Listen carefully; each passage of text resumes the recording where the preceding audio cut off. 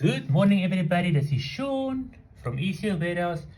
So I just want to show you guys quickly this morning we are going to load firmware onto a Spitronics Orion ECU. So you open the device manager, you go to load firmware, this will go into a Lexus engine, you choose ECU.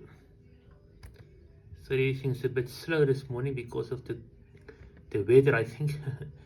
Then you choose the version, you look for the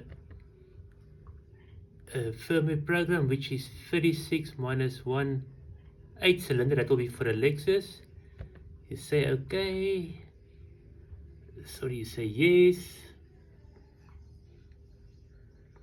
and that is how easy it is to load firmware onto the Spitronics units. ecuwarehouse.co.za 0678 260 751. Thank you for the support, guys.